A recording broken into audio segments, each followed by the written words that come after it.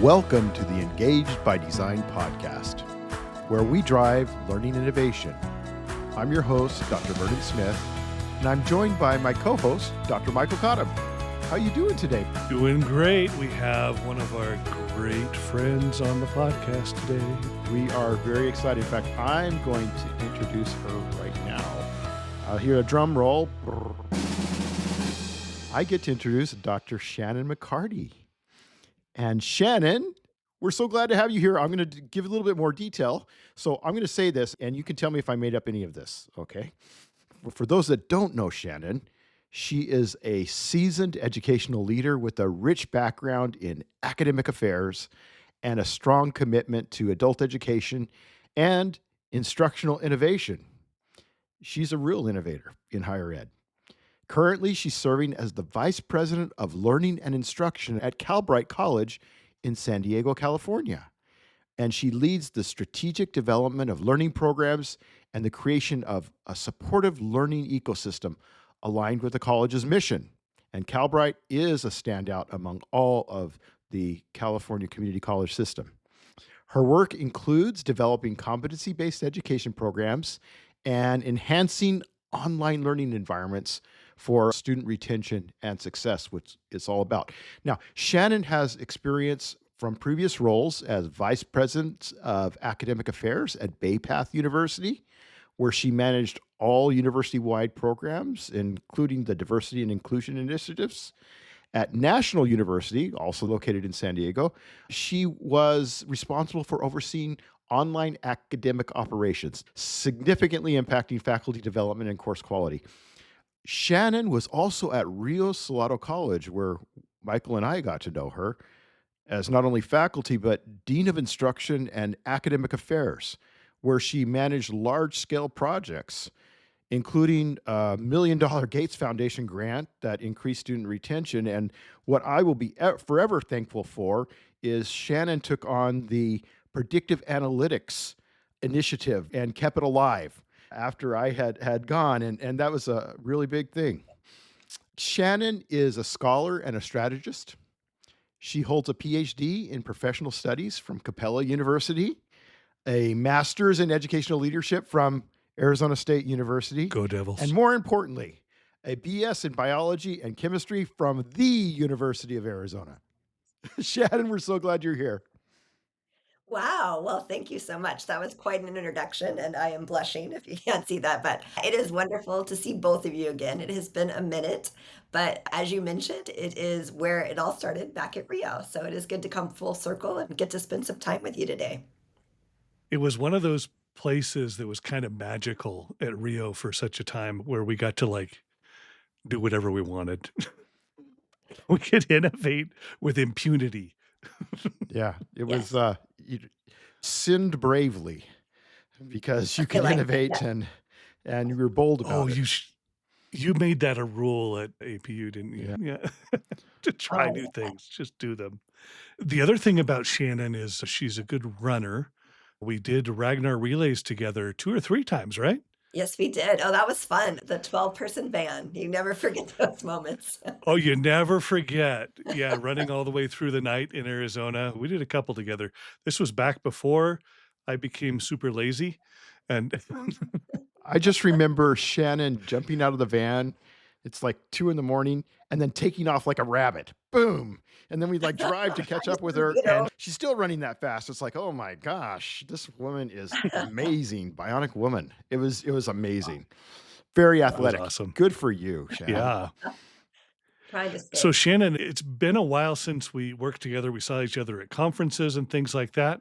Can you tell us a little bit about your story? Because you've done a lot of stuff and it's really impressive. So how did you get where you are today?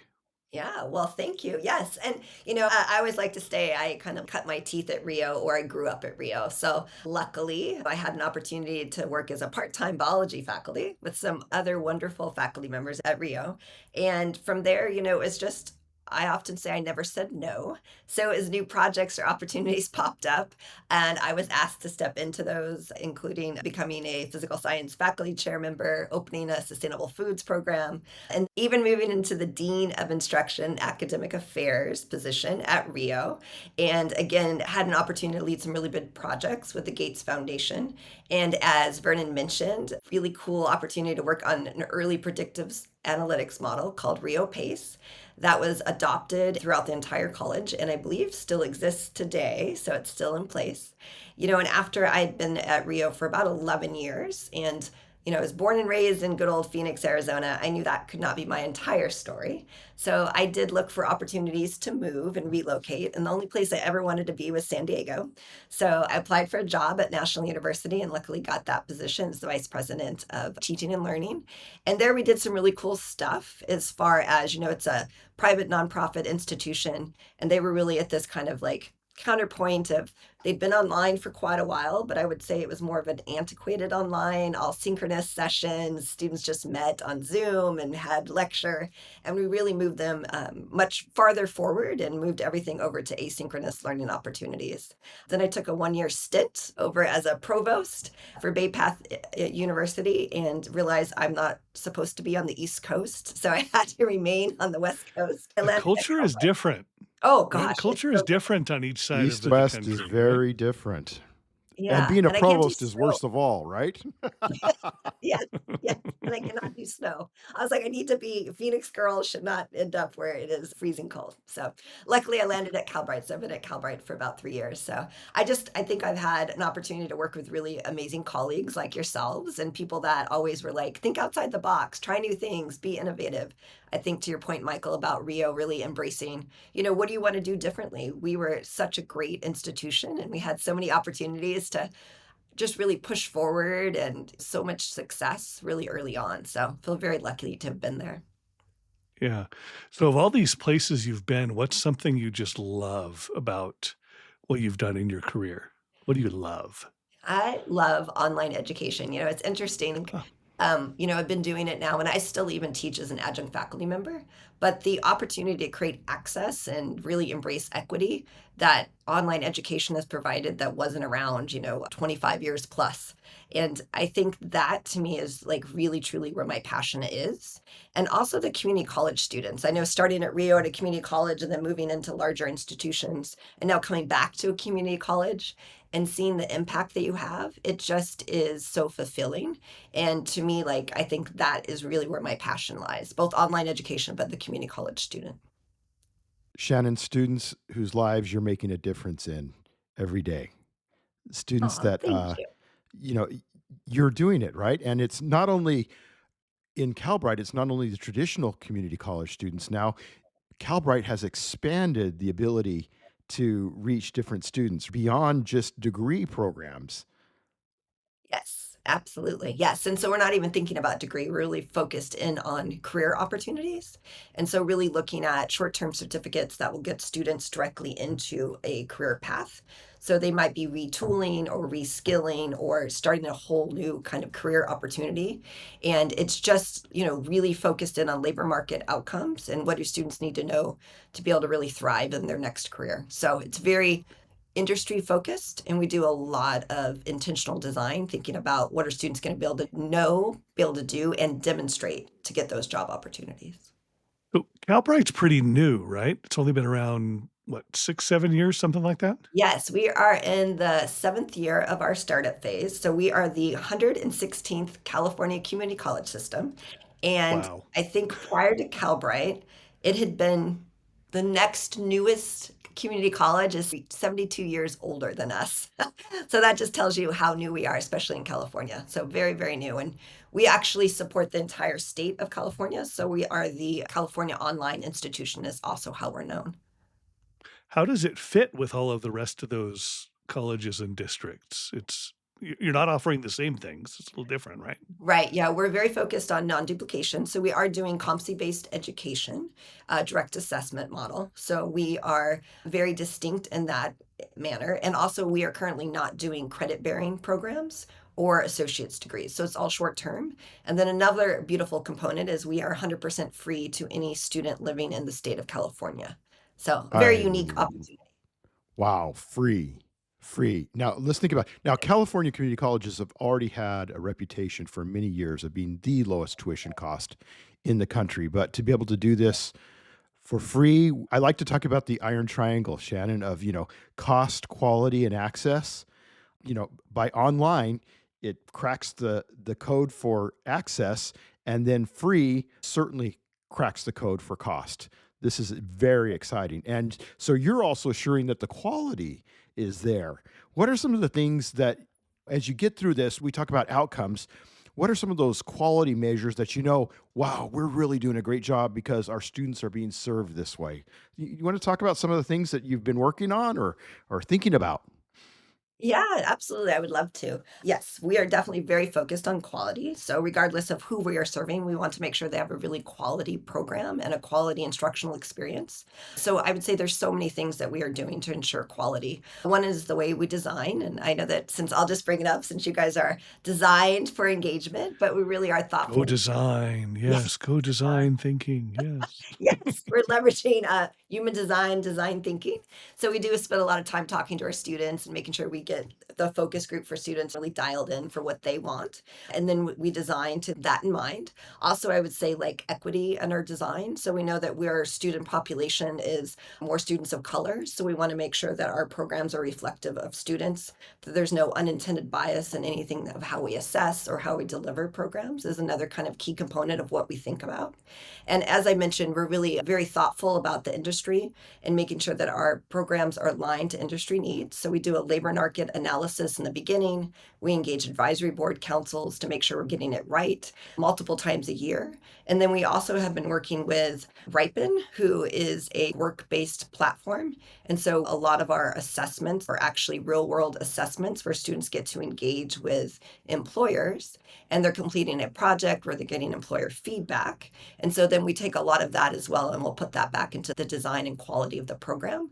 So really making sure that we're thinking about it from a full cycle of, did we start with the labor market information? Did we ensure that we're meeting those needs? And then as we assess our students, are they demonstrating that they can do it, build their portfolio, and then getting employer feedback along the way as well?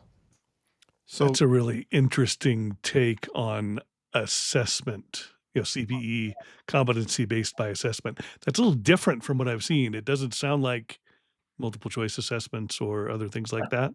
What No. is what does assessment mean for you guys? Yeah, definitely, like, to your point, it's very project-based, and so one of the things that we think about is, what is the demonstration of skills, especially when you think about competencies. We really want to assess what students know in the front end, so we do a very kind of pre-assessment, and that is usually objective assessment, and then we personalize the student pathway, so giving them the content that they don't know, so they can dive into that content, and then they have to demonstrate knowledge, and so it is all authentic assessment, project-based assessment, and then their demonstration where they're building their portfolio for that job opportunity. So they could punch their way out of a paper bag if they had to, because they've actually done it. I mean, they've really Yes. done it hands on for this. Now, Shannon, with this, I'm sure that you have some stories of particular sectors or employers that this is perfect. This would be like amazing. I could hear like heavenly sounds and harps going on as you're talking about something aligned to the workforce. Do you have any stories about how this has really aligned with your workforce and with the employers and help both the employers and the students? Yeah, absolutely. So we have some early focus on that. One of the things that I think most institutions want to do is engage employers and have that throughput, either internships or apprenticeships for students. But as we all know, that is really hard to do. And so we've been trying to bring employers to the table. We did have a program called CWA, so California Workforce Association, and we brought in Go Biz, which is throughout the state of California, where they're engaging with medium sized to large employers, and then Nexus Edge, who actually brought in HubSpot. And we had an opportunity to do some embedding of HubSpot assessments, and students were completing those assessments, and then they immediately were approved to do micro-internships with HubSpot. And they were actually paid opportunities for the students. And we had a little over 100 students that engaged, and then 3 of them at the outcome of that opportunity actually got job offers from HubSpot. So they were doing a short-term data analysis program, and then they ended up getting employed by HubSpot, which is really exciting. So we're continuing to try to look for those partnership opportunities to do more of that. And then we also completed something with Ripen called Career Bridge, where we actually paid students about $1,000 for micro internships. And Ripen brings the employers to the table. And so students are doing small group projects. They get to connect with the employer, get feedback, a letter of recommendation with the employer, and then get paid. And they're micro internships because they require about 40 hours of work for the student. So a small kind of opportunity for the student, but it's still a real world work experience. And also it's fully remote. So again, really focusing in on those access opportunities as well. So, Shannon, this is an amazing approach to make really relevant curriculum available for the students. And the relevancy is really the value proposition here. To do this, what is your organization like? What is your team like? How are you organized to be able to do all this? Because it's not easy. It is not easy. It sounds like I would have a really big team. So it's fun to think about actually, because I started at Calbright 3 years ago, so a little over 3 years ago. And at that time, there were 4 full-time faculty members, and there was a dean of learning and instruction and myself, which is a little frightening, being that we oversee an online institution. And so have been hiring ever since. And we now have a dean of learning and innovation oversees the online operations, a few instructional designers, multimedia, so that we really are honing in on that quality design as well. And then also we have, we've expanded for full-time faculty members and then adjunct faculty as well. And then learning services. So we have peer tutoring available for students as well as one-to-one tutors. And then we're looking at doing some AI tutoring. So expanding in those. And then from a college perspective, we're still under about 200 employees, but we do have a lot of robust teams. So we have a workforce strategy team, our research team, very focused on doing research and development. We have our student success team, which is integrated and paired very closely with learning and instruction. So that's like your success and persistence teams who are doing a lot of the nudging and career services and all that fun stuff. And then we have a chief of product. So making sure that we have kind of like a product focus, and what that product is that student journey and experience. So making sure there's like clear alignment and how we think about what that looks like for our students. A nice tech team, et cetera. And then some of the other key components, I guess, that you always have your HR and all the good people that help support all those teams. So yeah, we're small but mighty, I would say. What are some of the challenges you've been seeing? I mean, 6, 7 years old is young. You started with a small team, you've been growing over time. You're not traditional in terms of curriculum at all, Right. No. right? Yes. Assessment-based CBE is not traditional, right? You're probably trying to use an LMS that wasn't built for you, No. all of those sorts of things. I'm just coming top of my head, I'm thinking of the challenges that you've gotta be facing. Yes. What are the things that stick out for you that you just have to think about and overcome as you launch something this different?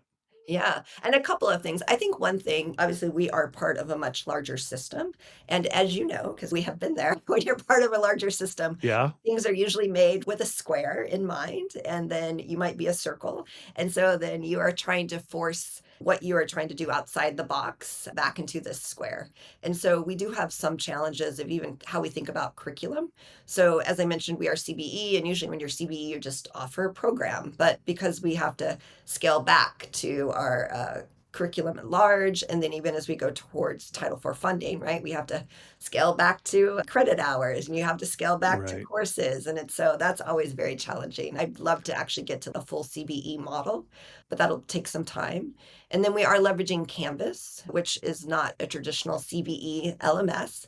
And so we're doing a lot of like fancy things and plugging things in and trying to build a labor marketer skills repository, and so and doing tagging of questions. And so it is a lot of workarounds and extra work to really make Yeah. this model fully functional. But the team is pretty amazing. And we like to not ever say, oh, we've tried this, or, we haven't tried it. Should we try it? So we always say we're going to color with different crayons and color outside the lines and try to be as just creative as possible. And one of the things I always try to remind the team is it is absolutely okay that it isn't perfect. This is iterative. We're going to do our viable kind of first offering, see what happens, and then we're just going to continue to iterate on it. So Yeah. it's a So work in progress. that sounds agile. It sounds like you're doing an MVP, a minimum viable product. You're iterating, you're doing all of those sorts of things. What has worked for you to get through those growth pains? Yeah, I have a very forward-thinking team. And so the opportunity for them to kind of try new things or think outside the box is, I think, inspiring for them. So trying to keep them inspired about what they are doing and how they are doing something very different that no other California community college is doing, it continues to be pretty inspiring. And so also I think we really work on the culture. So we kind of created culture keeper statements, who we as a team are committed to being for each other, how we show up for each other, how we show up with other stakeholders across the college as well. So those things work because innovation is hard and you have to have something to come back to when it gets really hard. What are some of those statements, if you're willing to share, Yeah, the absolutely. culture statements? Yes, keep students as at the North Star. That is a big one. Data informed problem solving. So if there's a problem, you come with data. Let's think about how we're going to solve it. Move at the speed of trust. So making sure that we are really thinking about how we talk to each other, how we communicate, share, and be transparent. And we really leverage that to build trust. And then another one is all around professionalism and collegiality. And then also we have a culture keeper statement about being innovative. So keeping an innovative spirit. So you have a learning disposition in the innovation process. How are you infusing continuous learning in all that you do? Yeah, no, that's a great question. I know a lot of people talk about like a learning organization, right? And I think it's always going back to kind of your roots as an educator, right? We know that what we have to do is continually assess, evaluate, and then try to improve upon things. So we do a lot of that in our design. And even when we launch programs, we do kind of like a small pilot of a program. And then during that small pilot, we are getting student feedback, faculty feedback, making any changes or iterations before we do a full public launch. And so we try to do that in everything we do, even program review. I know that most people do program review on a 3-year basis, and we actually were doing it on a quarterly basis. And I was like, okay, I think we need to slow down a little. So we're now going to be doing it on a yearly basis because it was a lot to keep up with and a lot of design work, That right? Yeah. that's a lot. A Yeah, quarterly basis of a program review? Oh But my goodness. I know. man, It's man, would that inspiring. be indexed to the industry? Man, that would be relevant. I love Yeah. that. Well, especially for our industry, right? Like you have to keep up. And so I was like, we can't sit and do new programs or making sure that we're keeping up with skills on an annual basis, especially now with AI and just emerging technology. So we were doing it on a quarterly, but it got a little exhausting. So trying to balance that with workload is important. I was Sha- gonna ask you about how AI is Shannon impacting said the both magic curriculum word. and He process. said the magic Yeah. word. This is what people get, Yeah. this is so talk about AI Yes. and assessment. What are some of the approaches that you're taking to bridge that gap? That's the challenge. Yeah, That's no, the Cold War, right? That's the Cold War. yes. It is, and it's fun to think about. And I would say we're probably not doing anything like too crazy over the top at the moment, but we do leverage AI when we do our design. There isn't any reason why we wouldn't have our subject matter experts create assessment from scratch, right? Let's put the problem into AI. Let's help AI create some questions or projects and even the rubrics. So we are leveraging it a lot of course design because we're trying to go as fast as possible to remain relevant as possible. We've also been leveraging an AI tool called Timely Grader, and we've been using it as a pilot for getting feedback. It's really helping to put in student assessments, or excuse me, the student results, and then Timely gives you generalized feedback that you can copy and paste. We're trying to ensure there's consistency and substantive feedback in the quality. We are also piloting some AI tutoring tools, just making sure that students have access to help and support at any point in time.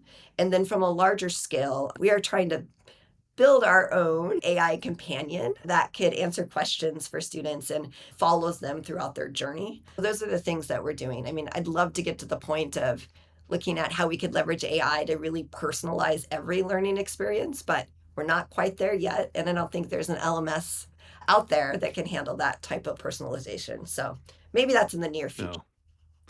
Well, I read just recently that Instructure has announced that OpenAI, ChatGPT is going to be inside of Canvas, but the features are not really clear yet, other than Right.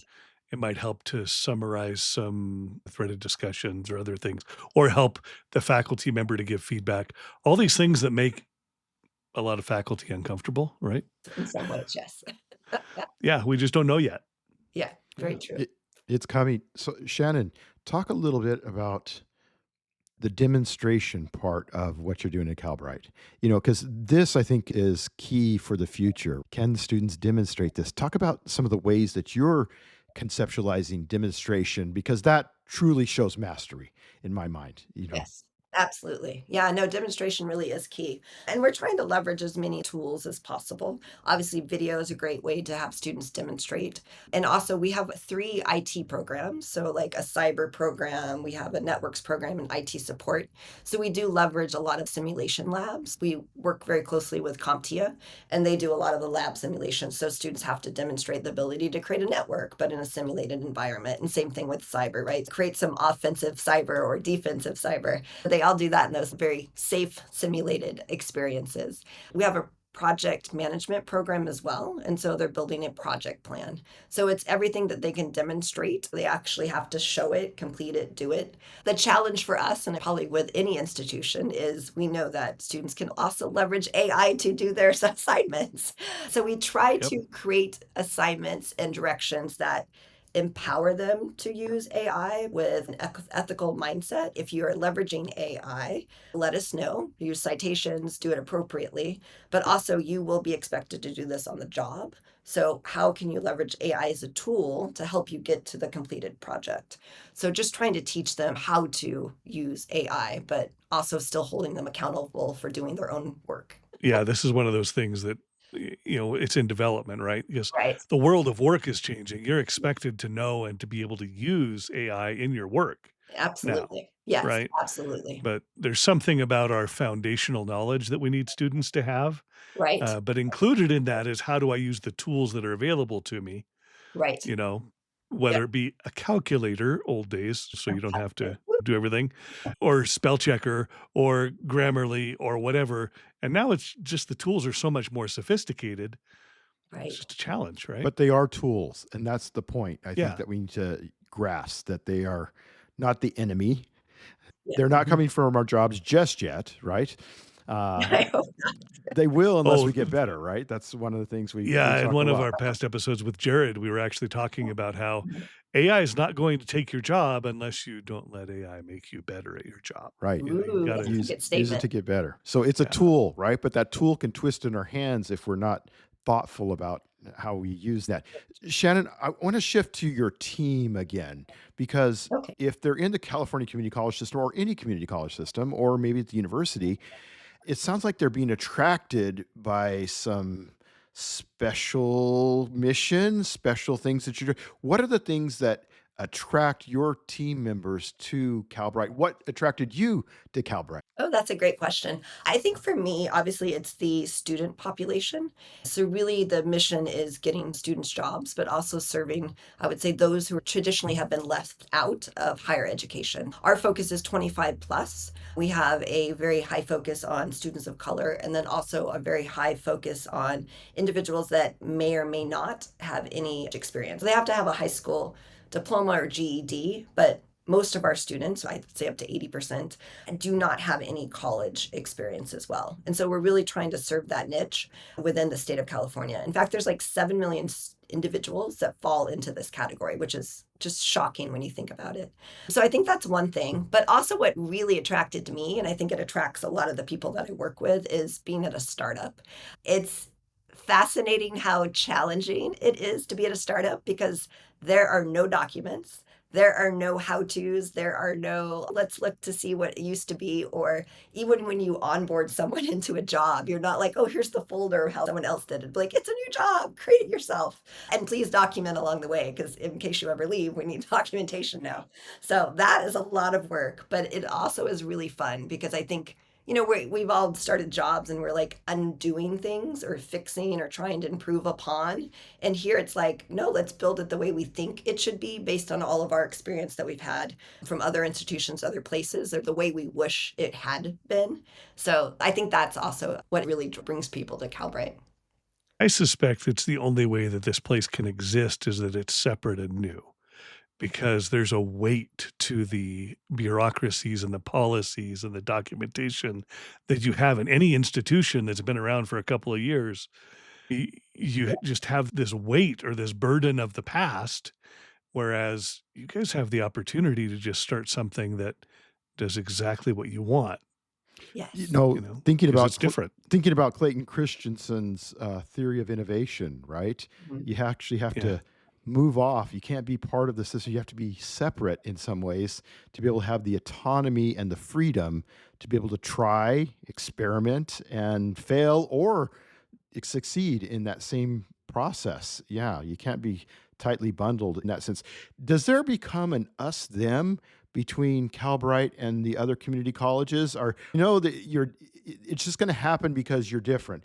In our days in Rio Salado, we were different, and so Yes. everyone looked at that and talked about the redheaded stepchild of We're Rio Salado always College. defending Yes, ourselves. to do dual enrollment. Oh, why are you trying to do that? Now it's a national Yes. trend and is really, why are you trying to do online? Why would you want to do that? Why would But you do that? The downfall but of higher education. yeah, Calbright, how are you negotiating being the innovator in the larger system? Because I'm sure that there's some tricky parts to that.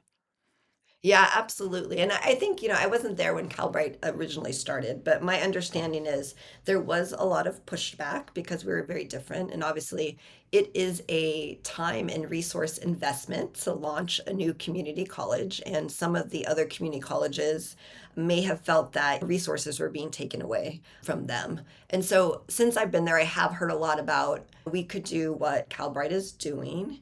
And my response is, then if you could, then you would have already been doing it. So there are other community colleges that are building CBE programs. They're like one or two programs amongst the college, but not an entire institution. So I think there will be benefits. One of the things that's in our legislative mandate is that what we do learn, we do share back with the other community colleges. And so I think now that we have been seen a growth in student enrollment. So when I started, there was like 1,300, and now we're about 8,000. And a lot of that is very natural growth. And so I think the other community colleges are like, oh, well, they're doing something. So what can we learn from them? And so they're definitely been a lot more open to having us share with them or embracing our ideas or just getting our input about policies and practices. Where are those students located? Do you know? I mean, because you've got so many, they have local options, right? Right. Yes. But being fully online and access being what it is, Yes. where are students? Yeah, we're actually in 53 of the 54 counties. And so we are like Wow. trying to get to that 54th county. But no, so they're located throughout the entire state of California. I think we have a high population in the LA area, which does make sense, right? Just having more access, as well as the student population who we're serving, as well as the Inland Empire. We have a large population of students that come from the Inland Empire as well. That would But make a yeah, lot we're of throughout the sense. entire state. Yeah, Yeah. knowing California's population and demography, that makes a lot of sense that it would be everywhere.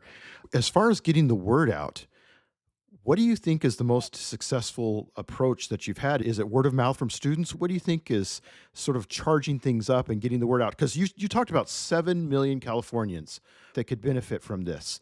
I love that. That means you've got something that can scale. Yes. Talk about that. Yeah, a lot of it has been very organic. We have a student organization, and the previous president of that student organization, he actually said he learned about it when he was taking his child to the park and he was pushing his kid on the swing. And he had been displaced from a job, but he's also now a dad and he's trying to raise his son. He's a stay at home dad. And so he was talking to one of the ladies on the playground and was like, hey, you should check out Calbright. And so he found us and then actually became our student body president over time as well. So a lot Nice. of it is very organic. I was actually at an event and someone asked me what I did, and I was like, "Oh, I work at Calbright." So a lady actually came up and hugged me and when she learned I was at Calbright, and she said that it really helped her launch her entrepreneur and her next kind of job opportunity. So lots of organic growth, which is really fun. Those are great stories.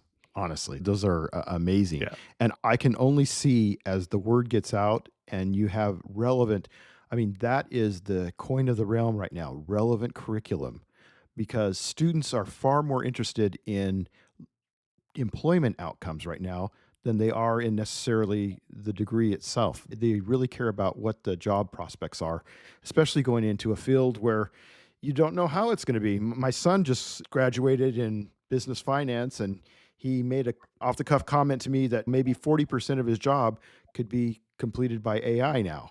So I AI. think their students are especially are very thoughtful of that. Have you found that as well, Shannon? Oh, yeah, absolutely. It's interesting that you mentioned that because even the Department of Education, what's left of them, actually sent out a letter, I think it's like in the last week or two, and it talks about the infusion of AI, either offering AI programs, infusing AI into curriculum, creating AI opportunities and professional development for teachers, right? And is asking institutions to respond. So even the Department of Ed is like, hey, this is here. Respond to it, keep it going. So, yes, we do find that there's a lot of that. One of the things that we do when we're doing our labor market analysis is looking for jobs that perhaps won't be gone and being taken into AI categories. So like some of the tech programs that I mentioned, and then data analysis and project management and some HR programs. So we try to thoughtfully think about it. We are going to be launching a Gen AI program and or infusing those competencies across all of the programs. So that's also something that's really nice when you're able to do that. But yes, trying to get students AI ready is extremely important. What a wonderful conversation with Dr. Shannon McCarty. We heard how Calbright is disrupting higher education in California, how it's challenging the status quo, creating real world and authentic assessments, and connecting its learners directly to employers through micro-internships and real-world projects. I love it. And Shannon reminded us that innovation in higher education is about agility, iterating, risk-taking, and it's about equity, access, and designing around students' needs. It's a really great conversation. I just love catching up with Shannon again. And she gave us a lot of food for thought. So, just one question for us today. What lessons can you beg, borrow, or steal from Calbright that might apply to your context and to your institution? Nice question, Michael. We know that nothing's fully replicable, but you can adopt innovation ideas that fit your context. I like that. Please join us next time for part 2 of our conversation with Dr. McCarty, where we'll go deeper into the leadership challenges, culture, and the role of AI in shaping the future of higher education. Remember to rate us a 5, like and share with someone that you like, and remember, engage by design.